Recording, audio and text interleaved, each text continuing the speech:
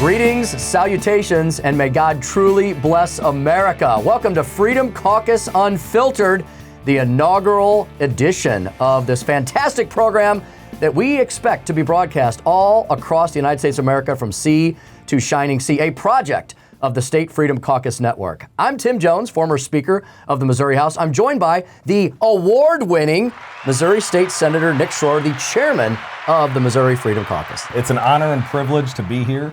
Especially the brush fires of liberty that the State Freedom Caucus Network started out with the House Freedom Caucus, then into the State Freedom Caucus Network, and here we are connecting all of these different freedom caucuses together, giving a glimpse of what's happening in America so we can hopefully inspire more people to join our cause.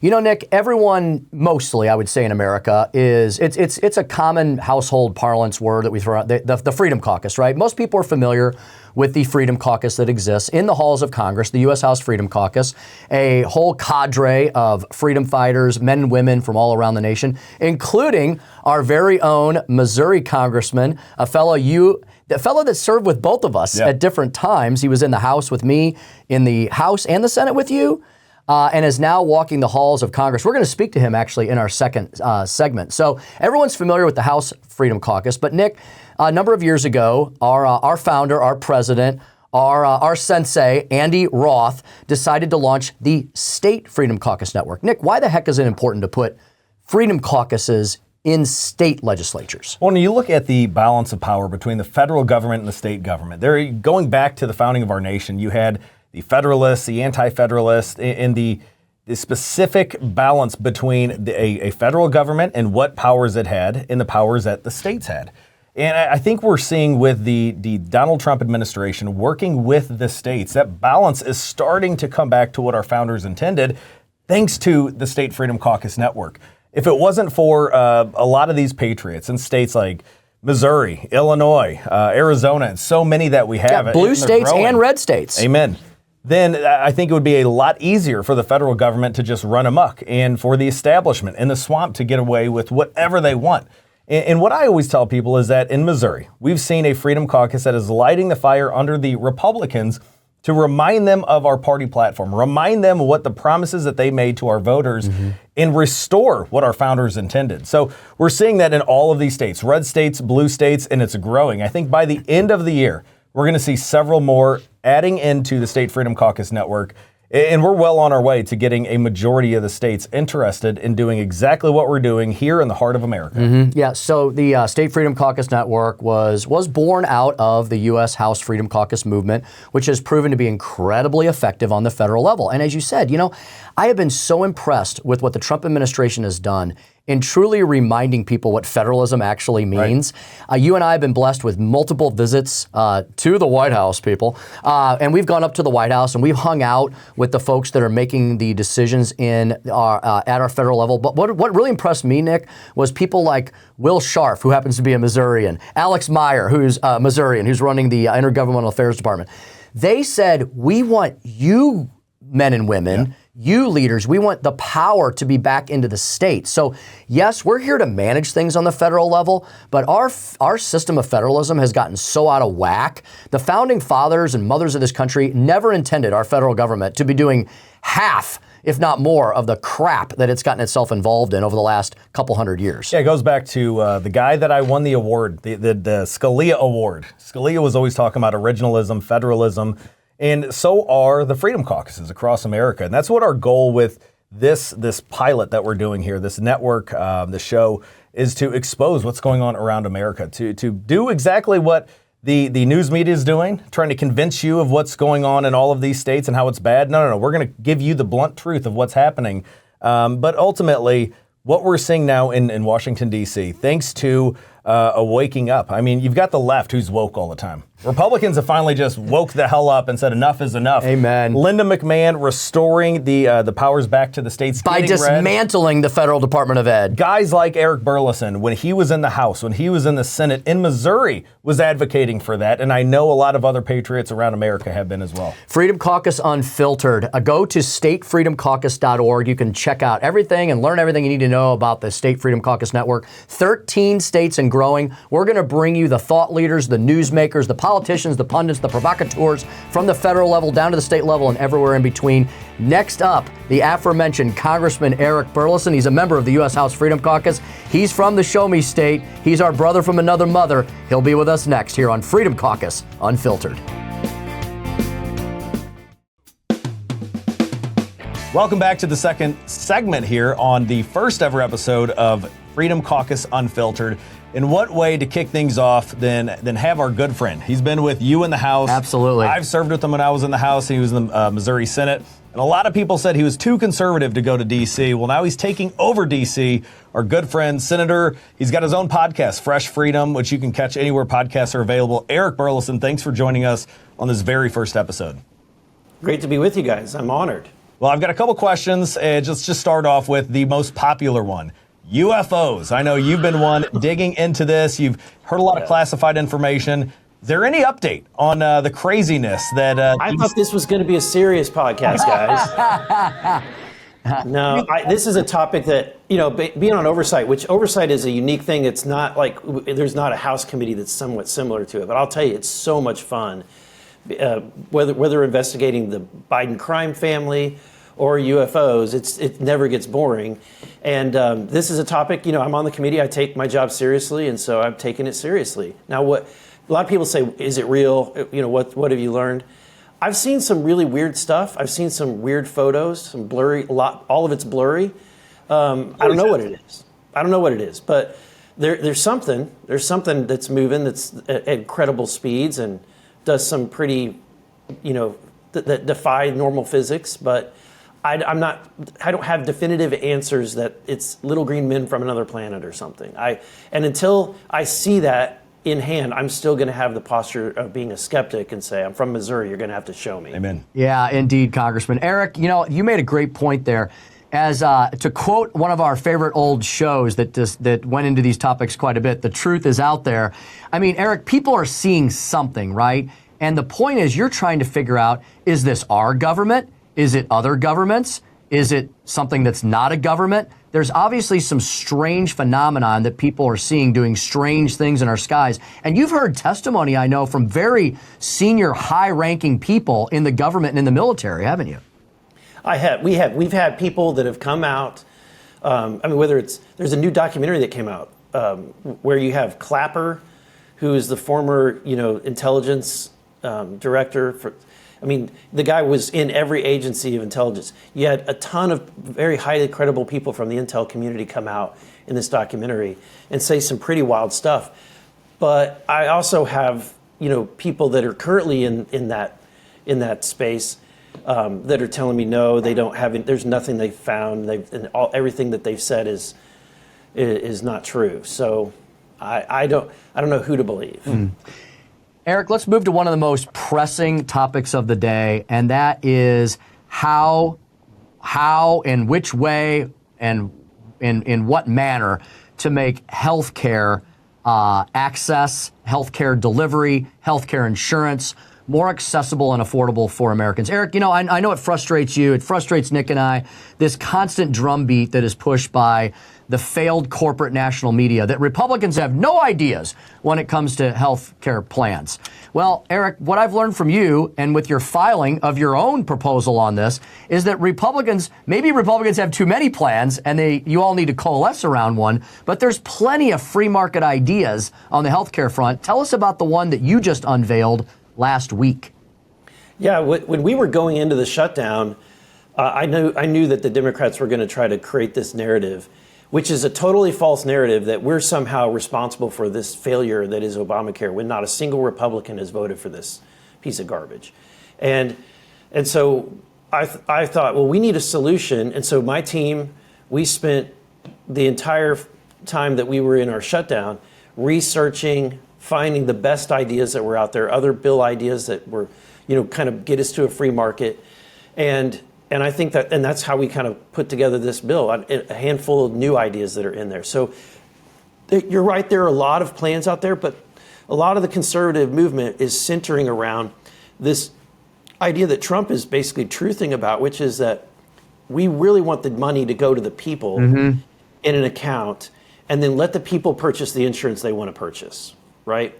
Instead of you having your network and your doctors being determined by your employer and the insurance plan that they contracted with, and your PBM being determined by that, why can't we give that authority back to the patient? Let them spend their dollars, and if they want to, if they want to save some money and not buy a Cadillac plan or whatever, then that money will grow tax-free, and then they can spend it on other things. The unique part of my plan is that we're doing a few things to address the supply side, where we're trying to unleash a lot of the residency schools and medical schools to try to get more doctors into the field. We're creating a new category of prescriptions so that pharmacists can prescribe or can dispense without a prescription. So you basically make almost very similar to the way you can go to any other country and walk into a pharmacy and get almost anything. But we're just going to at least let that be at the discretion of the pharmacist. All of these things are just designed to try to give access to people. Let doctors see patients across state lines, lots of different things like that. But in addition, the reason why we're calling it MAHA account is because when we met with Bobby Kennedy Jr.'s team, we really centered on that health insurance is not necessarily equate to people being healthy. And in America, people eat very unhealthy. And we end up spending a little bit of money on food and a lot of money on the back end on the health care.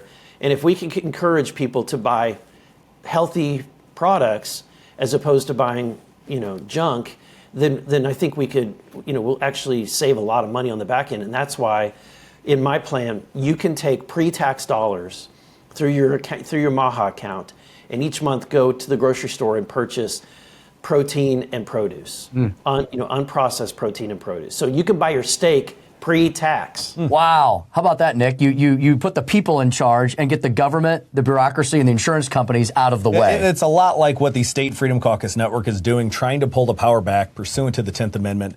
Eric, where can people go to find out more about your plan, the MAHA healthcare plans, on social media or a website?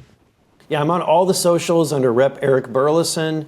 And then we have our podcast called Fresh Freedom that is basically Freedom Caucus on the federal level, and myself and other members that do that podcast. Wonderful. Excellent. Well, whether it's unidentified flying objects or coming up with a solution for Americans' healthcare crises, Congressman Eric Burleson knows the truth is out there. Eric, thanks for paving the way for all of us here on the state level. It's an honor and a pleasure to work hand in hand with all you guys and ladies up there in the big swamp. We'll keep things here real in the state swamps, and we're going to definitely want to speak with you again in the near future on Freedom Caucus Unfiltered. Sounds good. That's Congressman Eric Burleson, at Eric Burleson, all over Twitter X. Oh, absolutely. Yeah, indeed. Well, Nick, I think we've learned that the solutions to America's crises are not necessarily in the halls of Congress, but they're here in the state level. And that's what Eric was talking about, is giving the power back to the people to make their own healthcare choices. The Democrats have only made everything worse by adding more government, more layers of bureaucracy, and more insurance subsidies into the mix. And for how long have we heard from Republicans that with Obamacare, we have to repeal it and replace it, but with what? And finally, you have at the tip of the spear the House Freedom Caucus saying, we've got an answer, and it is right in line with what the president is talking about, giving the power back to the people. Couldn't be more proud of our own Missouri Congressman Eric Burleson, 7th Congressional District down there in beautiful Southwest Missouri. All right, when Nick and I come back, we've got our third and final segment, but it's going to be an exciting one. We're gonna anoint the Freedom Fighter of the Week. We're going to do a little Rhino Roundup and more when the good senator and I return here on Freedom Caucus Unfiltered.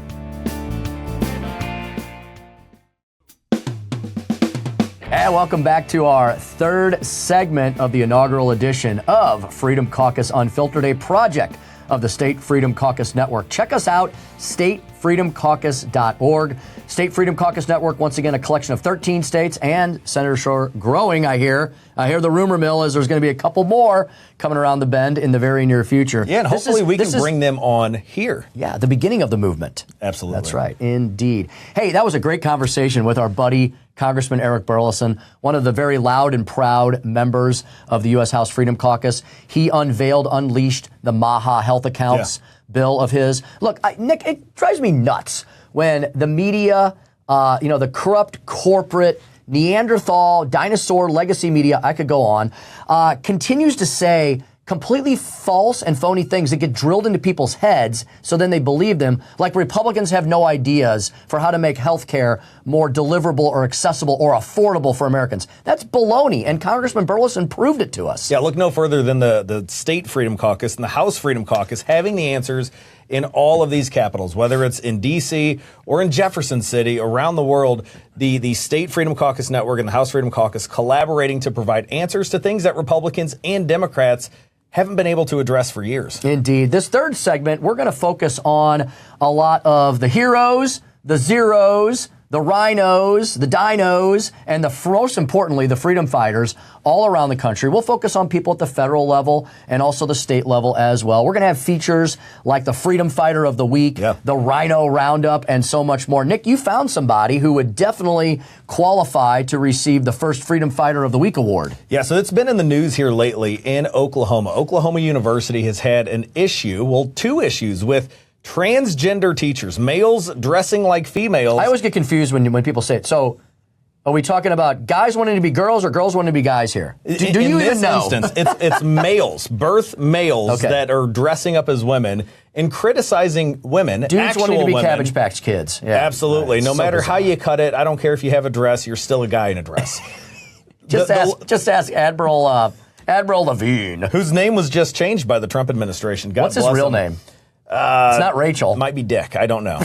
It could be indeed. Let's move on. Well, the Freedom Fighter of the Week is none other than the Oklahoma Freedom Caucus. They had zeroed in on the craziness happening at Oklahoma University, at OU. It first started out where a student who was from Missouri went there, wrote an essay, said, "Now, I'm not basically going down your route. Here's my interpretation of what sex is and what gender is."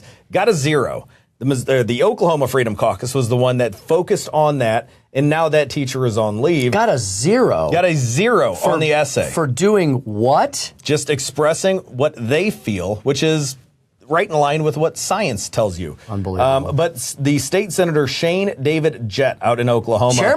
Chairman. Like you. Chairman Jett just focused on another issue. More chaos at OU, he tweeted this week. Another trans activist faculty at OU misbehaving. English comp professor identifying as she, they, and it's really a male, under Title IX probe for offering attendance credit only to students joining today's noon protest for trans William Kurth, a male, is now on leave. So another wacko issue. Thanks to the Oklahoma Freedom Caucus, it's now a national issue.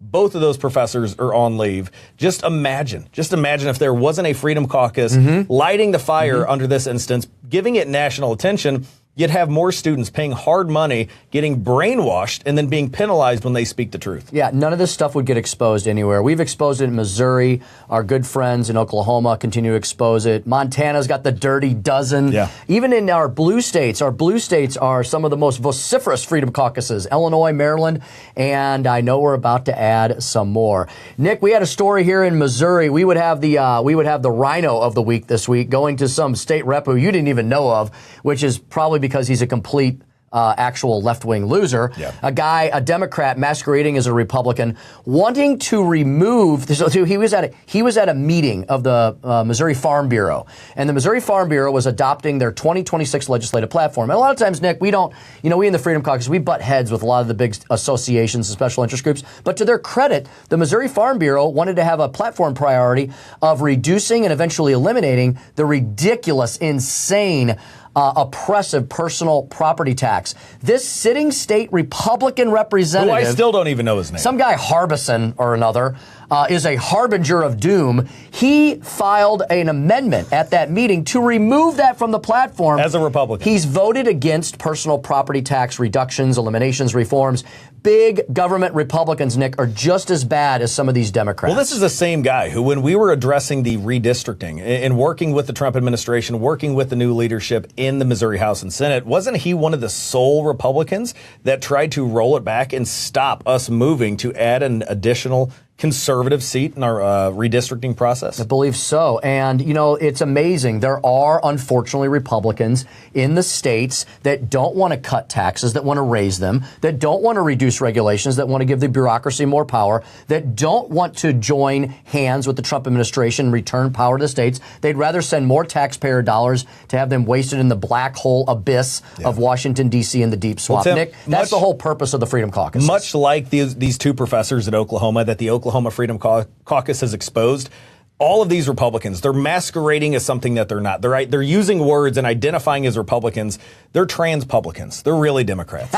Indeed. I think Shane Jett, your chairman, colleague, counterpart in Oklahoma, has adopted that term as well. We will continue to shine the bright light of freedom and liberty and of the State Freedom Caucus Network on all these folks from sea to shining sea.